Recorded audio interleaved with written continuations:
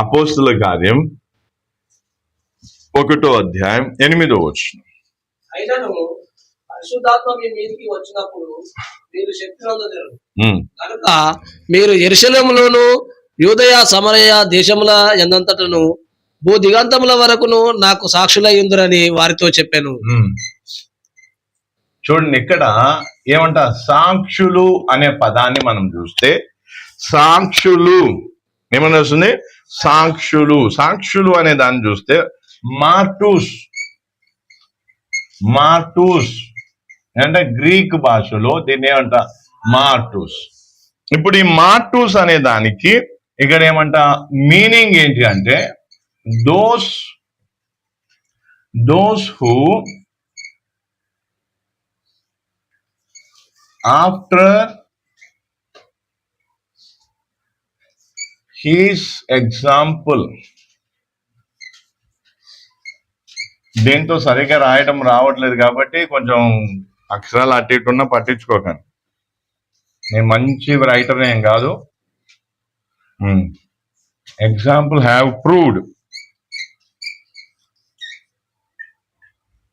Proved the strength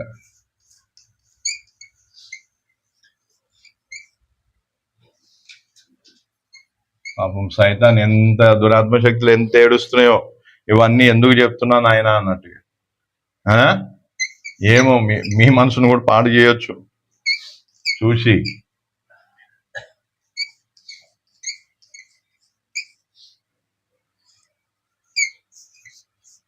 పొద్దున వాక్యం చెప్తుంటే నాకు ఆ వాక్యం చెప్తుంటేనే కొంచెం కలవరమైంది. నేను అనుకున్నా ఏదో కాబోతుంది అనుకున్నా. వెంటనే అక్కడ వాళ్ళ మధ్యలో డిస్కషన్ జరిగింది, కొంచెం డిస్టర్బెన్స్ అయింది. There faith in Christ by undergoing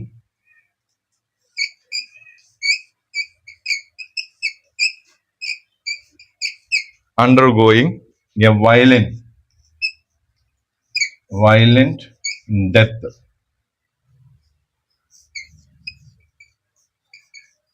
చూడండి, ఇక్కడ మనం చూస్తున్నట్లయితే సాక్షులు అంటే ఇంగ్లీష్ లో విట్నెస్. సాక్షులు అంటే ఎవరు?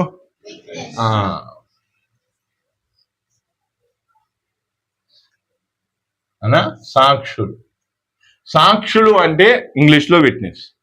గ్రీకులో మార్టూస్. ఏంటిది? మార్టూస్. ఏదైనా పదం మీకు అర్థం కాకపోతే అడగండి, నేను మళ్ళీ ఏది పడితే అది రాసుకొని అన్న ఇదే రాసిండు మాకు ఇదే నేర్పించడం బదలాం చేయకండి బాబు. ఇప్పటికే నన్ను బదలాం చేసేటోళ్ళు చాలా మంది ఉన్నారు. అవునా? ఏదన్నా పదం, ఎందుకంటే దీంతో రాయడం కొంచెం ఏం కావట్లేదు, పూర్తిగా మంచిగా నీట్గా రావట్లేదు. ఇంకోటి, నా రైటింగ్ కొంచెం ఇట్లనే ఉంటుంది. అయినా మీ రైటింగ్ అంత గొప్పగా లేకపోయినా నా రైటింగ్ ఇట్లనే ఉంటుంది. కాబట్టి కొన్ని అక్షరాలు కొన్ని పదాలు నేను ఇట్లని రాస్తా. ఒకవేళ అర్థం కాకపోతే ఇది MARTOOS మార్టూస్. ఏంటిది? దేంట్లో అంటారు దీన్ని? గ్రీకు భాషల, ఇది ఇంగ్లీష్ భాషల, ఇది తెలుగు భాషల. చూసుకోండి, మళ్ళీ తర్వాత మళ్ళీ ఏం చేయకండి. ఓకేనా? ఇప్పుడు నెక్స్ట్ ఇక్కడ ఏమో మీనింగ్ ఏంటి దీనికి? మీనింగ్ మార్టూస్ అనే దానికి మీనింగ్ ఏంటంటే those who after his example have proved the strength and genuineness of their faith in Christ by undergoing violent death. ఎవరు అంటే యేసుక్రీస్తు. యేసుక్రీస్తు విశ్వాసం, ఫెయిత్ ఇన్ క్రైస్ట్. యేసుక్రీస్తు యందున్న విశ్వాసాన్ని ఏం చేస్తున్నారు? తమ జీవితంలో ఒక ఎగ్జాంపుల్గా ఆ విశ్వాసాన్ని చూపించడానికి వాళ్ళు ఏం చేస్తున్నారు? ప్రూవ్ చేస్తున్నారు. దేన్ని బట్టి? వాళ్ళ స్ట్రెంగ్త్, వాళ్ళ బలం ద్వారా, వాళ్ళ జెన్యూన్నెస్ ద్వారా ప్రూవ్ చేస్తున్నారు. ఎట్లాగా అంటే వైలెంట్ డెత్ అన్నట్టు.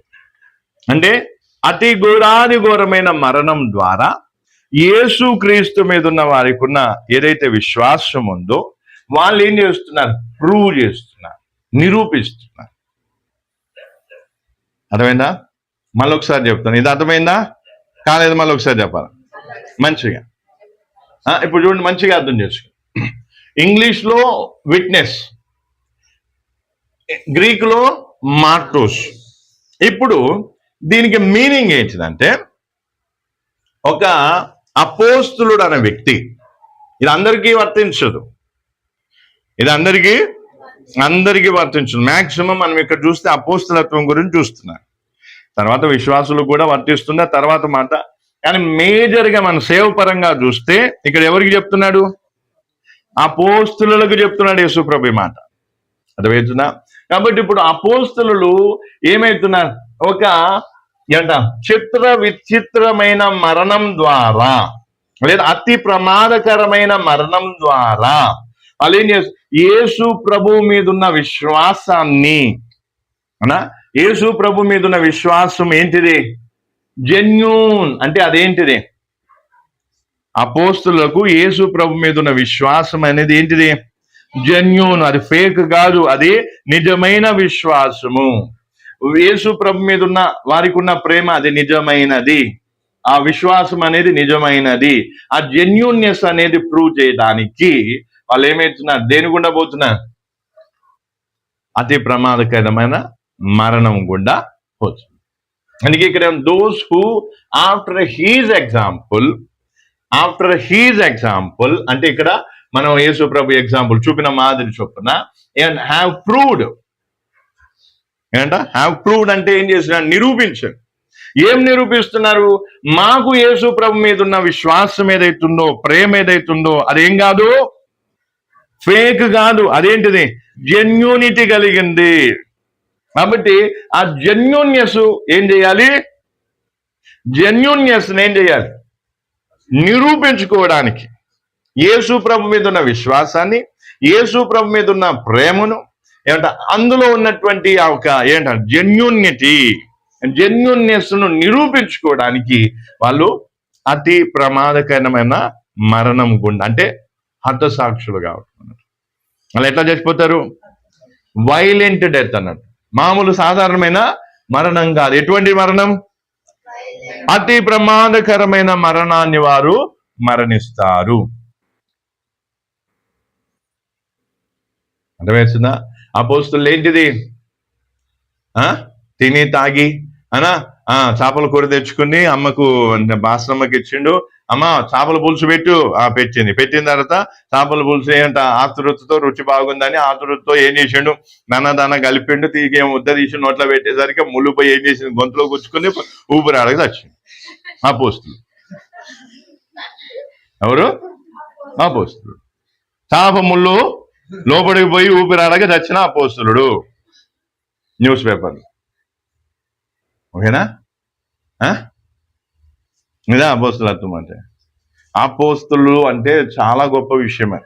అందుకే ఇక్కడ ఏమంట మార్టూస్. వాళ్ళు ఏంటంటే మార్టూస్ అంటే వాళ్ళు ఏం చేస్తున్నారు? Those who after his example. అంటే హీజ్ అంటే ఎవరు? యేసు ప్రభు చూపిన మాదిరి చొప్పున వాళ్ళు ఏం చేశారు? ప్రూవ్ చేసుకుంటున్నారు. ఏం ప్రూవ్ చేసుకుంటున్నారు? ఏం నిరూపించుకుంటున్నారు? యేసు ప్రభు మీద ఉన్న విశ్వాసాన్ని, యేసు ప్రభు మీద ఉన్న ప్రేమను నిరూపిస్తున్నారు. ఏ విధంగా నిరూపిస్తున్నారు? వైలెంట్ డెత్ ద్వారా, చిత్ర విచిత్రమైన మరణం ద్వారా, చిత్ర హింసల చేత చంపబడిన మరణం ద్వారా ఏం చేస్తున్నారు? నిరూపిస్తున్నారు. ఏం నిరూపిస్తున్నారు? జెన్యూన్నెస్. అంటే మేము ఫేక్ మనుషులం కాదు, యేసునామములో ఏదో లాభం సంపాదించే మనుషులం మేము కాదు. మాకు యేసు ప్రభు మీద ఉన్న విశ్వాసము పక్కా విశ్వాసం, యేసు ప్రభు మీద ఉన్న ప్రేమ పక్కా ప్రేమ. హల్లెలూయా. ఇది ఏంటిది? అపోస్తుల జీవిత విధానం. అపోస్తులు బ్రతికిన కాలం అంతా కూడా వాళ్ళు ఏం నిరూపించుకోవడానికి చూస్తారు? జెన్యూన్నెస్. ఏం జెన్యూన్నెస్? క్రీస్తు మీద వారికి ఉన్న విశ్వాసము, క్రీస్తు మీద వారికి ఉన్న ప్రేమను నిరూపించుకోవడం కోసం బ్రతికినంత కాలము హింసలు, నిందలు, బాధలు. అది చాలదన్నట్టు చచ్చేటప్పుడు కూడా ఎటువంటి చావు చేస్తారు? చిత్ర హింసల చేత, భయంకరమైన హింసల చేత ఏమైతా చంపబడు. హల్లెలూయా. అర్థమవుతుందా? అందుకే ఇప్పుడు ఇది అర్థమైందా? దీన్ని అర్థం చేసుకుంటే నెక్స్ట్ దానికి పోదా. ఇందులో ఏదైనా అర్థం కాకపోతే అడగండి.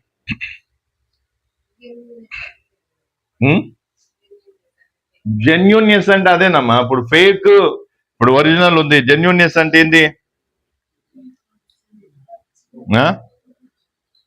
జెన్యూన్నెస్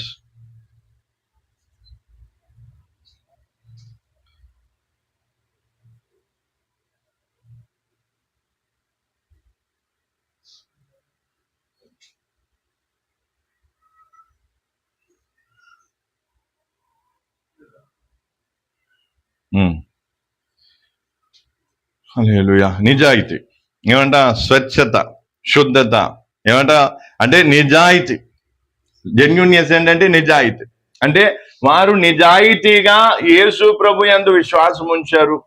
ఈ నిజాయితీగా యేసు ప్రభుని ఏం చేస్తున్నారు? హృదయపూర్వకంగా ప్రేమిస్తున్నారు అని వారు ఏం చేయాలి? ప్రూవ్ చేసుకోవడానికి వాళ్ళు బ్రతికినంత కాలం ఏం చేస్తారు?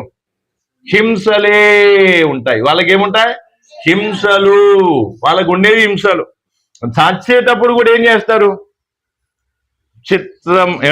చిత్ర హింసలతోటువంటి మరణాన్ని వాళ్ళు ఏం చేస్తారు? మరణిస్తారు. అందుకే అపోస్తులుడు ఎవరైతే ఉన్నారో అపోస్తులు ఏం చేయాలని చూస్తారు? తమకు క్రీస్తు మీద ఉన్న విశ్వాసాన్ని, ప్రేమను కనపరచటం కోసం బ్రతుకుతారు. తమను తాము కనపరుచుకోవడానికి ఏం చేయరు? బ్రతకరు. తమను తాము హెచ్చించుకోవడానికి ఏం చేయరు? బ్రతకరు. మేము నిజాయితీగా యేసు ప్రభు నందు విశ్వాసం ఉంచాం. మేము నిజాయితీగా యేసు ప్రభుని వెంబడిస్తున్నాం. మేము నిజాయితీగా యేసు ప్రభుని ఏం చేస్తున్నాం? ప్రేమిస్తున్నాం. ఇదిగో ఆయనను మేము నిజాయితీగా ప్రేమిస్తున్నాం అంటానికి ఇదిగో మేము పడే హింసలు, ఇదిగో మేము తిన్న దెబ్బలు, ఇదిగో మేము చచ్చిన చావు. ఎటువంటి చావు? వైలెంట్ చావు. అంటే మామూలు సాధారణమైన చావు కాదు. ఎటువంటి చావు? అతి భయంకరమైన చావు. అతి భయంకరమైన. ఎటువంటి భయంకరం? రాళ్ళతో కట్టి చంపబడటం, తలను నరికేయడం, శరీరాన్ని ముక్కలు ముక్కలు చేయడం, మొక్కలు కాళ్ళు చేతులు విరగొట్టడం, కళ్ళు తీసేయడం, ఏళ్ళు నరికేయడం, గోర్లు పీకేయడం. ఓ భయంకరంగా ఉంటుంది. అదైతే అతి భయంకరమైన చావు ఏంటంట? అపోస్తుల చావు. ప్రపంచం అంతట్లో కూడా అతి భయంకరంగా చనిపోయింది ఎవరు అంటే ఎవరు? అపోస్తులు. మిగతా వాళ్ళు వేరే వాళ్ళ కులం కోసమో, మతం కోసమో, లేదా రకరకాలుగా కొంతమంది ఏం చేశారు? చనిపోయారు. వాళ్ళు కూడా హింసింపబడి, వాళ్ళు కూడా చిత్ర హింసలు పడి, చాలా మంది సిక్కిజంలో కానీ, హిందూజంలో కానీ, అంత ఇతర మతాల్లో చాలా మంది చనిపోయిన వాళ్ళు ఉన్నారు.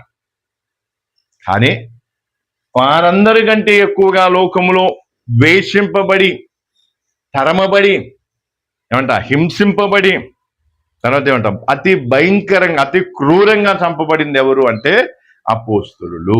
ఎవరు? అపోస్తులు. హల్లెలూయా. అట్లాంటి అపోస్తుల గురించి మనం చెప్పుకుందాం. ఎంత ఆనందం ఉండాలి చెప్పండి. కానీ మనకి ఎట్లుంది? మనకు అదే కావాలి. వేరే వేరే గుమ్మడి పండు, వేరే పేరు, ఏం పేరు అయినా ప్రతి మీటింగ్లో అదే కావాలి మరి. చలో, అర్థమైందా? అర్థమైంది. ఇంకొంచెం ముందు పోదా, ఇంకొంచెం టైం ఉంది, ఇంకా 10-15 నిమిషాలు. అన్నా మీరు శ్రద్ధ పెట్టి వింటే అసలు మీకు టైం తెలియదు. మీరు శ్రద్ధ పెట్టకుండా వింటే మీకు ఎప్పుడైపోతుందా అన్నా. పాపం అన్న అంతసేపు నిలబడ్డాడు, పొద్దు నుంచి వాక్యం చెప్తూనే ఉన్నాడు. పాపం అన్న తొందరగా అయిపోతే అన్న కూర్చుంటాడని నాకేముంది? నా గురించి చింతమా నీ అమ్మ? అవసరమే కాళ్ళు నొప్పిలేసినాయి అనుకో, నేను గాల్లో తేలైనా వాక్యం చెప్తా. అవసరమైతే అధికారం దేవుడు ఇచ్చిన, అవసరమైతే అది కూడా వాడుకుంటాం. కానీ నువ్వు మాత్రం టెన్షన్ పడదు. వాక్యం అయినా సరే అర్థమైంది మంచిగా. దీంట్లో ఏదైనా డౌట్ ఉంటే అడగండి.